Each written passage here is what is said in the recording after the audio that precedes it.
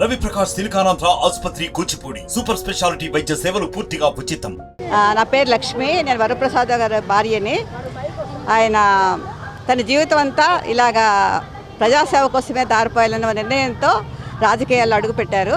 ఆయన ఐఏఎస్ ఆఫీసర్గా ఉన్నప్పుడు కూడా చాలా విలేజెస్లో చాలామంది పేద ప్రజలకి ఇళ్ల స్థలాలు ఇప్పించి చాలా సాయం చేశారు.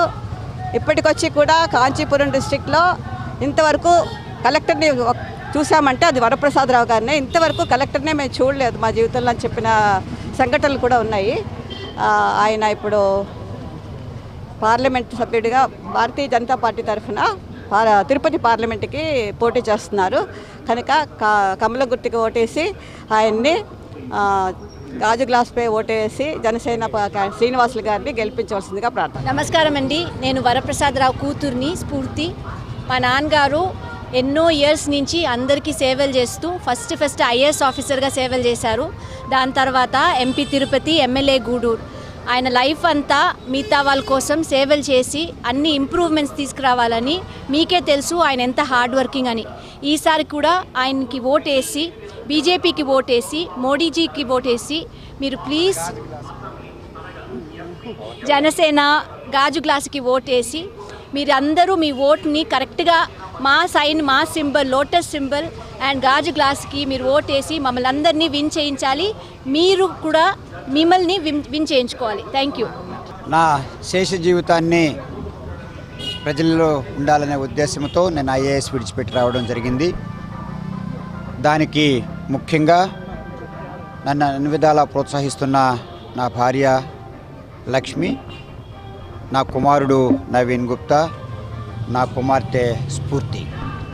వాళ్ళకి ముగ్గురికి నేను ఎప్పుడు రుణపడి ఉంటాను. అలాగే దాంతోపాటు వారు నా అరుణ్ కళ్యాణ్ ఒక పెద్ద కార్డియాలజిస్టు, నా అల్లుడు, వారు కూడా ఈరోజు వచ్చి నా కొరకు క్యాన్వాస్ చేయడం.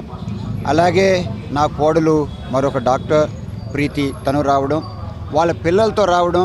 అది మాత్రం కాకుండా లక్ష్మి తరపున, నా భార్య తరపున వాళ్ళ చెల్లెళ్ళందరూ వారి భర్తలతో పాటు వారి బిడ్డలను కూడా తీసుకొచ్చి నా దగ్గరికి తీసుకురావడం జరిగింది.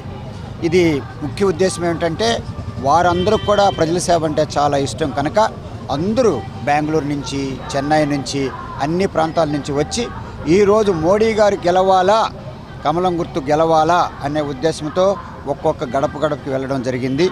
అలాగే దాంతోపాటు ఎన్డీఏ అభ్యర్థులైన జేఎంసీ శ్రీనివాసులు గారు కూడా గాజు గ్లాస్ మీద గెలవాలా. ఎందుకంటే ఒక కారణం చేత మోడీ గారు, చంద్రబాబు గారు, అలాగే పవన్ కళ్యాణ్ గారు ఒక ఎన్డీఏ కూటమి ఏర్పాటు చేశారు. ఎందుకంటే అవినీతితో కూడిన, అహంకారంతో కూడిన వైఎస్ఆర్ పార్టీ జగన్ గారు ఇంకా అధికారంలో ఉండడానికి అర్హత లేదు.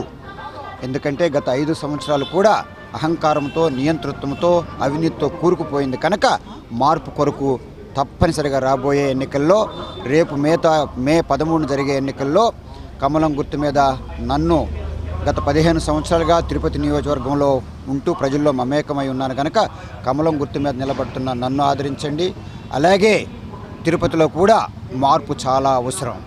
ఇక్కడ అహంకారం కానివ్వండి, దౌర్జన్యాలు కానివ్వండి, రౌడీయిజం కానివ్వండి, అవినీతి ఇక్కడ తిరుపతిలో నుంచి కూడా పోవాలంటే ఒక మంచి ఎమ్మెల్యే కూడా చాలా అవసరం కనుక జేఎంసీ శ్రీనివాసులు గారు దానికి అన్ని విధాల అర్హులు కనుక వారు రాష్ట్ర స్థాయిలో, నేను కేంద్ర స్థాయిలో ఇద్దరం కలిసి ప్రజల సేవ చేస్తాము.